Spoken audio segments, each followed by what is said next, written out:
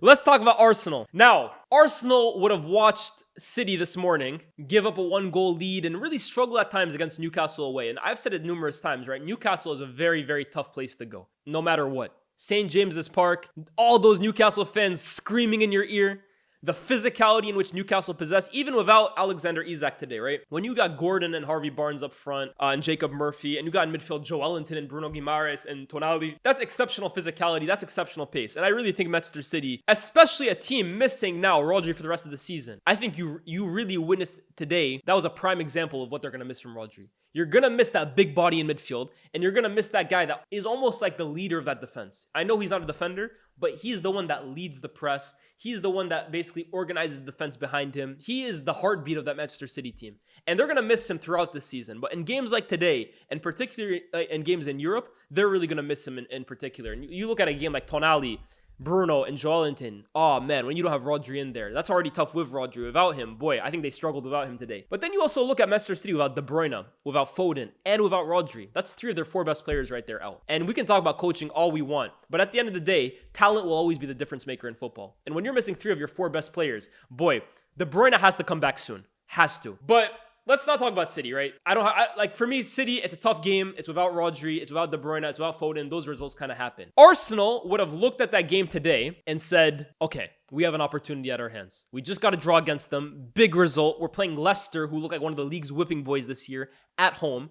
Let's put out a statement. And at times in the first half, they looked like they could put in that statement. 2-0 up, flying. Martinelli finally gets his goal. Then gets an assist on top of that. And you're starting to think, okay, this could be a game where Arsenal get 3, 4, 5. And then James Justin and Leicester just absolutely shocked Arsenal, man. Just shocked them. First goal goes in, you're thinking, uh-oh, okay, get into halftime. Let's see what you're made of. Second goal goes in.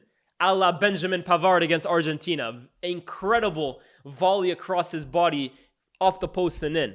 And all of a sudden, you're starting to think, hey, are Arsenal going to waste their chance? Are Arsenal going to miss their chance to go to the top of the table? And then you look at the goalkeeping performance that, what's his name? I need to get his name right. Mads Hermansen. Not many people will have known about Mads Hermansen before today. But wow. Talk about putting in like almost a 10 out of 10 performance in a game where your team loses 4-2. Incredible, Hermansen. And at times it looked like today he was going to be an Arsenal fan's nightmares a few hours later. The amount of saves that this guy pulled out point blank off set pieces, off close range, off one-on-ones, off curling efforts from the likes of Nwaneri and Bukayo Saka. He was a man possessed in goal. And I've seen as a United fan, we've played against Stoke and Lee Grant has looked like Iker Casillas. We've played against Everton and Jordan Pickford has transformed into Gianluigi Buffon. Those kinds of games, I always say it's like, damn, charge it to the game, bro. When a goalkeeper is playing this possessed, there's not much you can do, man, because you're peppering him shot after shot after shot after shot, and none of them want to go in. What can you do? But Arsenal, man, first of all, I want to give a biggest shout out to Ethan Nwaneri, the 17-year-old, coming off the bench today.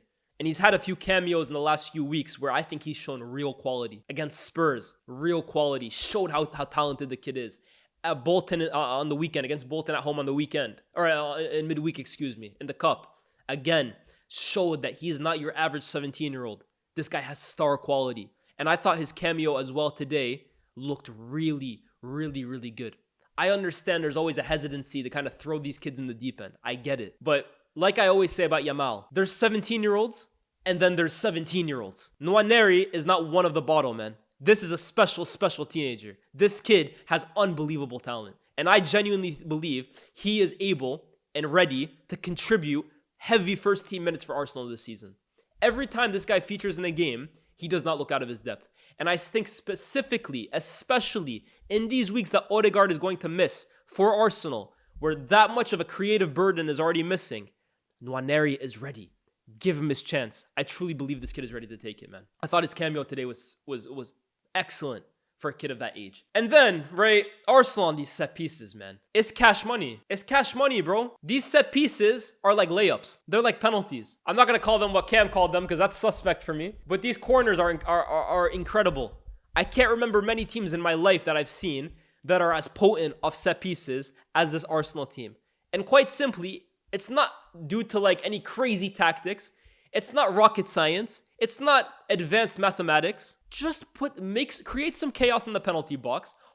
Stand in front of the goalkeeper. Make yourself a nuisance. And inevitably, some freak incident is going to happen. It happens almost every single game for Arsenal, man. Trossard, from villain to hero. Shout out him, man. A villain last week. I was very critical of how stupid I thought he was in that little moment of madness against Bernardo Silva. But today, hey, villain to hero.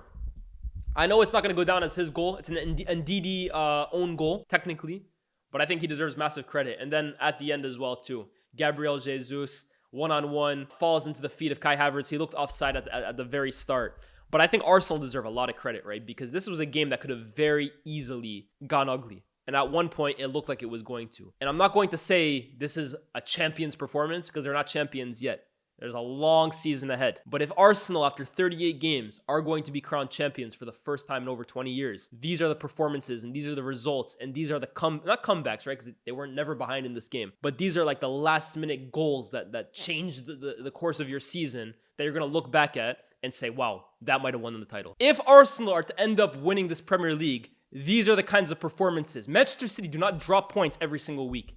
It doesn't happen every single week. And when it does happen, for your own sake, for your own sanity, do not drop points in that moment. And Arsenal were so very close.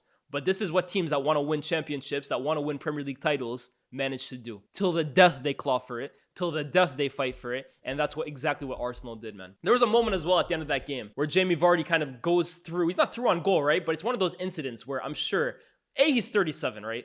But B, he's also against Saliba. And a few years ago, in that moment, Vardy would have been chasing a loose ball against Skrodan Mustafi or against Rob Holding or against, I don't know, let me think, Socrates. And he would have bullied them. He would have either got to that ball first or he would have just shoulder barged them out the way like Vardy does and probably went through on goal and probably punished Arsenal, giving them nightmares. And I understand he's 37 right now. So maybe 37-year-old, he was never going to do that anyways. But I'm sure in those dying moments, when he saw that loose ball, he thought to himself, oh yeah, this is mine. And who else but William Saliba coming in, showing him who's boss, showing him who the alpha is in that situation, and showing him that, hey, the thing about the old days of Arsenal, they're the old days, man. That, for me, encapsulated the modern day 2024 Arsenal in one moment right there. Jamie Vardy has feasted against this team. And again, I stress, I know he's 37 years old. He's not that same guy anymore. But that's the difference for me between this Arsenal team and the Arsenal team a few years ago, man. You can no longer bully them. You can no longer bully them. I thought Calafiori, by the way, today, very, very good performance. Very, very good performance. Timber, very, very good performance. And it makes me think, how is Ben White going to find himself back in this team, bro? Because this is always the scary thing as a player. It's not scary, right? This is what it's like for top teams, right? You think your place is untouchable. You think that you're basically flying. You think that life's great.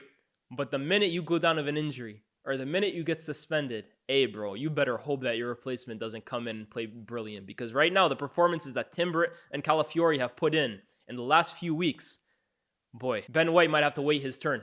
He might have to wait for one of those guys to slip up or one of those guys to get an injury. Because that's what happens at the big teams, man. There's always a guy waiting behind you to grab your place when you least expect it. And I think Timber and Calafiori, the way they're playing at the moment, boy, they look hungry, man.